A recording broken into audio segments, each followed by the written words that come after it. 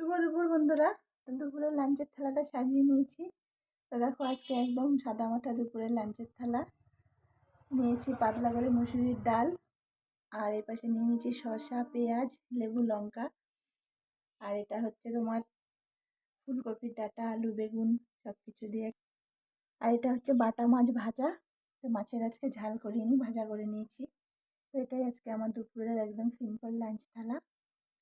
তো ভাতটা একটু দেখো ভালো করে, ভাতটা আমাদের মানে চাষের চালের ভাত। তো ভাতটা দেখে অনেকেই ভাববে যে ভাতটা মোটা মোটা, একটু লাল লাল। তো এটা ঘরেই সিদ্ধ করা হয়েছিল। তো এটাই আমরা খাই, সব সময় নয়, ভালো চালও আছে। তো এটা যেহেতু সিদ্ধ করা হয়েছে তাই খেয়ে শেষ করতে হবে। তো এইটাই আজকে আমার দুপুরের সিম্পল লাঞ্চ থালা। আর আমার গলার ভয়েসটা শুনে বুঝতে পারছো, ভয়েসটা এখনও ঠিক হয়নি, সেই জন্য বেশি ভিডিও দিতে পারছি না। আর এই সবজিটাতে একটু মানে দিয়েছি শুটকি মাছ,